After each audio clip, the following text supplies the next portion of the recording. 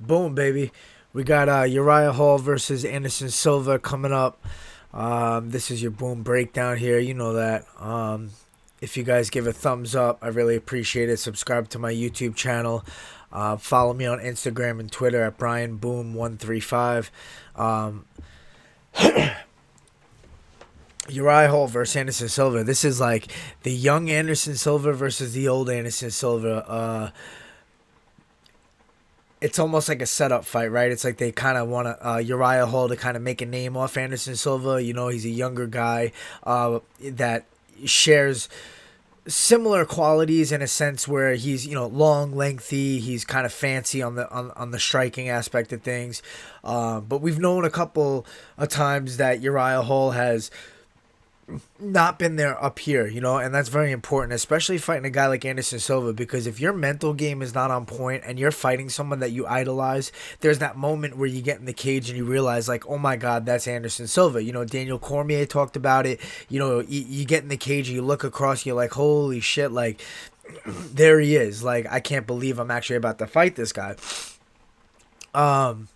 That kind of happened with me when I fought Renan Barão, but I was in the right mindset. I didn't look at him like, oh my God, and get overwhelmed and not pull the trigger. But, Uriah Hall has fought a lot of fights where he's had issues with that. He's a very nice guy. He doesn't want to cause damage, this and that. But I do think in this fight he's going to be very mentally sharp. I think training out of Fortis MMA over there is definitely a good thing for him. Anderson Silva is definitely past his prime, and he's on his way out. I think he says this is going to be his last fight. So, he hasn't looked terrible, Anderson Silva, but he just doesn't look like his old self. When he was in his prime, like beating guys like Lehman and moving up to 205 and beating guys like James Irvin and just doing big things like that. It's not the same guy, and Uriah Hall is very much in his prime, and he's dangerous on the feet. And, this fight, Silva's not a guy that's going to try to wrestle you or take you down or even mix things up and make you think he's going to wrestle, but he'll draw you in, he'll put his back against the cage, he'll try to fool you into this little pitter-patter game, and then he'll land something big. He does have good leg kicks still. He's very high volume with the leg kicks, but Uriah Hall's going to be throwing spinning stuff and a lot more pop and speed to his stuff, being the younger guy. So, just based off of his age and the way that he fights, I just think he's going to be able to outstrike Silva just by points. He's going to be a little bit more powerful, a little bit faster, a little bit sharper, just the younger, fresher guy. And this is a big highlight fight for Hall. This is going to propel him into that top of that division, I'm sure, if he gets especially if he can finish Silva. Nobody wants to see that happen in his final fight, but Uriah Hall has the striking skills to do it. So I'm going to go with Uriah Hall, but I'm going to take him by decision.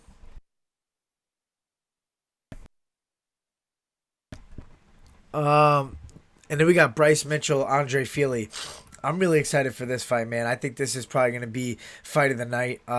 Mitchell obviously has shown improvements in every single fight out. He came from the Ultimate Fighter, and even on the Ultimate Fighter, I didn't really look at this guy like, oh man, he's something special. He has a great personality. He's funny. He's a cool guy to follow. But I just didn't look at him as this killer, this guy that was going to make big waves in the division. But after that last fight with Charles Rosa, the way he ran through him and kind of mauled him like Khabib style, that was impressive stuff. And honestly, he's shown a lot of growth in the last couple of fights. And I think a guy like Fili, who is the underdog in this fight, who I think holds a lot of value. This is going to be Mitchell's toughest test. I mean, Fili's fought top of the top guys in the division. He's very well rounded. He's long for the weight class. He's powerful. Max Holloway said he's the hardest guy that ever hit him, and that's a lot. That's definitely high praise. So I think Mitchell's going to deal with more adversity in this fight than fights of recent, and I think Fili can definitely outstrike him if he stays on the outside. I think the key to this fight is Mitchell going to get his hands on him early? If he does get his hands on him early, it's going to change the outcome of this fight. It's going to change the trajectory of the fight for sure, because he seems to get a hold of guys and keep guys where he wants them. On the ground, he's passing guard, he's inside control, he's going for twisters, he's taking guys backs, like he's doing it all down there. So we don't really see Fili's jiu-jitsu game that often, but he does have a well-rounded wrestling game with his striking. He mixes it up really well. I think, Feely mentioned, what if I want to take this guy down? I think that's kind of just wordplay. I don't think he's really actually going to try to do that.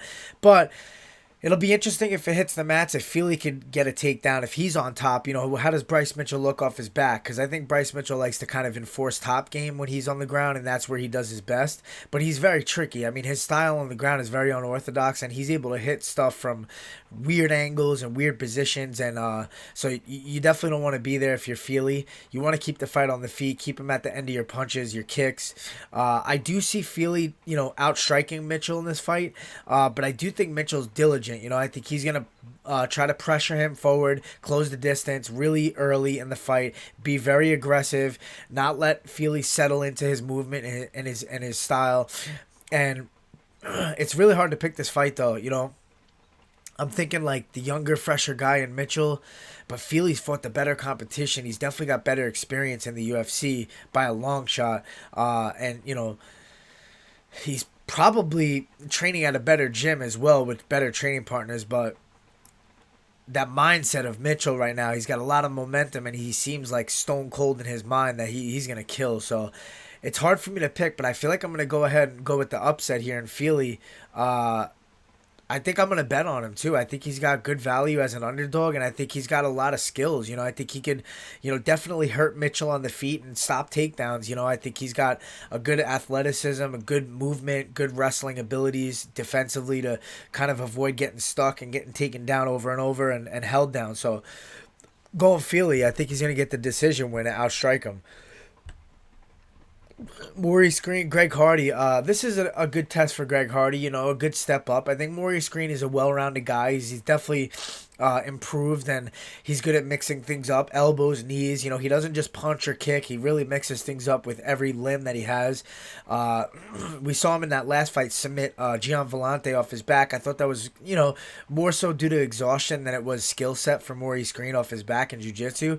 But Greg Hardy's shown improvement every fight too, especially with the cardio game. At first it looked like he was, he had the inhaler gait. He looked tired early on, but now he looks like he's really improved as far as cardio goes. Even skill set, training at an ATT, he's making leaps and bounds. The athlete that he is coming over from the NFL is showing a lot,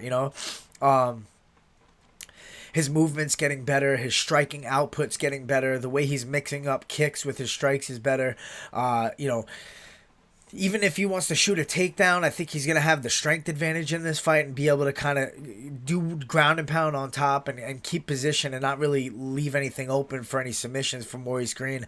Obviously, Maurice Green, the longer guy, he's definitely more of a volume guy with better output on the feet, but I think Greg Hardy's got substantial amount of more power than Maurice Green. So, I could see eventually Hardy catching Green. We've seen Green hurt before in fights. He gets rocked, he gets caught, he gets hit. He's willing to exchange, and he'll take one to give one. So, I think Greg Hardy's definitely going to land something big eventually, and he's going to get a TKO stoppage. Kevin Holland, Makhmud Muradov. I think Muradov is out. Newcomer came in to replace him, so I'm gonna just make it short and sweet. Kevin Holland is he's being real active this year, which I think is playing big dividends. His style is getting he's getting more and more comfortable every time he's out there, because he's out there like every other week. So when that happens, it becomes no sweat. The pressure just dies down. You go in there, you have fun. And he seems to be a guy that doesn't feel pressure anyways, and he just has a lot of fun with it, and he mixes things up really well. He's so unorthodox, and he's long for the weight class. He's really fast. He's really powerful. It's hard for guys to find him. He's switching stances. He's cutting angles, and he's he's smart on the ground as well. He's not like a submission specialist at all, but his striking and his ability to avoid any kind of threats is really good. And he's got a lot of momentum right now, and having a newcomer step in on short notice with Holland being so fresh and being so active, got to go with Holland. I think he's going to get a TKO stoppage. Bobby Green, Thiago Moises. Also, I think we have some Twitter questions too, which is great because I'm going to get to those after. But But Moises is a submission specialist. We saw him drop down for a leg lock against Michael Johnson, who's, no slouch. Guys beat some of the best at 155. Bobby Green's another guy like Kevin Holland. He's taken so much advantage of this COVID time, was staying active. He's been in there, I don't know what, 4 or 5 times this year, and he's looking great. He's got definitely has the striking and the speed advantage in this fight, but Thiago Moises is well rounded, and I feel like if the fight hits the ground, he has a pretty significant advantage as far as jiu-jitsu goes. But Bobby Green's a savvy guy, and he doesn't get caught in weird positions on the ground where he's really in trouble.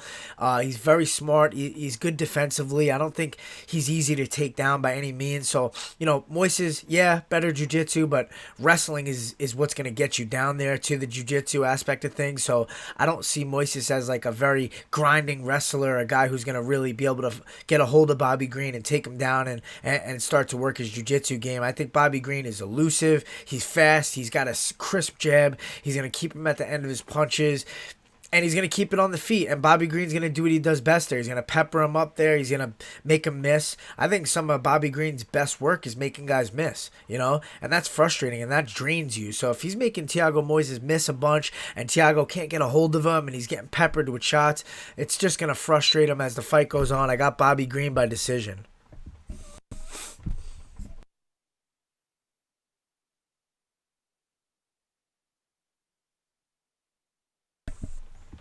Moving on down. You know how we do it. That's the main card for you. We're going to the prelims. We're just going to make quick picks on the prelims. We'll get to some Twitter questions, and we'll get you out of here nice and quick and easy. Chris Grutzmacher versus Alex Hernandez. Alex Hernandez, big favorite. I think this is kind of a layup fight for him. Had MMA practice this morning. My neck is shot. About to do a swim workout after this. But hey, Alex Hernandez has, changed his training camp. He's over at Factory X in Colorado. I think he's doing good things over there. He seems to be very happy with where he's at. Great training partners. I got Alex Hernandez in this fight. I think he'll get a decision win or possibly a late TKO. Chris Grutzmacher is a very tough guy. I think his last fight too, he had a big upset. So he's definitely got a little bit of momentum. But Alex Hernandez is the better fighter, better movement, better angles, striking, more powerful guy. I feel like just a better athlete altogether. He's a big guy for the weight class, so I'm gonna go Hernandez, and I'll play the safe bet by decision. I probably look for the prop. He's way too big of a favorite to just drop straight money. Yanez versus Victor Rodriguez. Yanez, he's a newcomer, but he's a fast, crisp boxer. I saw his fight on the Contender Series. Definitely has really good hands, and I was impressed with his skills. I think I don't even know if Rodriguez is fighting him, right? Was there someone else, or did they bring someone else in? Because his opponent fell out. Yeah, it was supposed to be what's his name? I forget, but his opponent fell out. He's got a new opponent, Victor Rodriguez. I'm going to go with Adrian Yanez, just based off of his boxing work that I saw. He's got crisp hands. I could see him stopping him pretty early if he he seems pretty aggressive. He seems to let go early in the first round. He's not really a hesitant guy, so I'm going to go with Yanez by first or second round TKO. Strickland versus Marshman. Strickland, has had some downfalls as of late. I don't think he's been in the cage in a while, so I'm going to go with Jack Marshman, just a more fresh guy, more active guy. I think he packs more power too, and Strickland's been knocked out, so I'm going to go with Marshman by TKO second round. Cole Williams, Jason Witt. I'll go with Jason Witt by decision.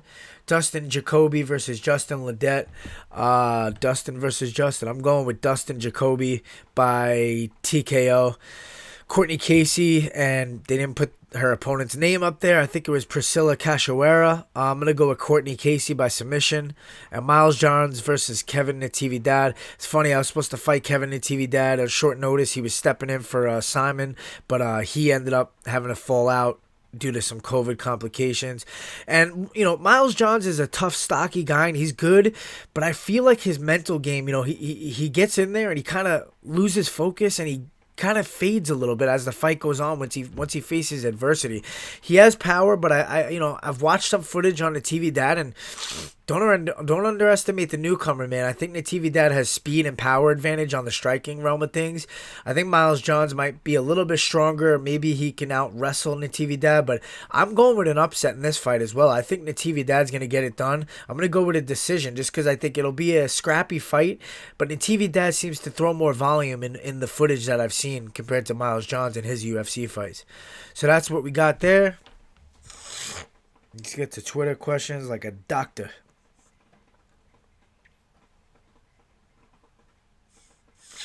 I don't think we had that many, right?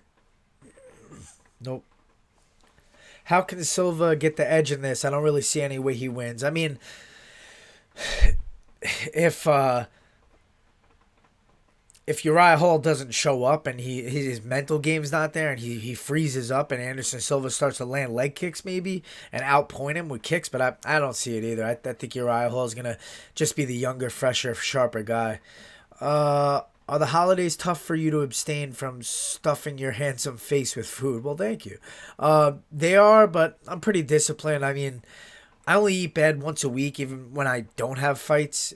My fight's in January 16th, and I still eat clean 98% of the time. So it's not too hard for me. I'm used to it, doing this for the last 14 years. So,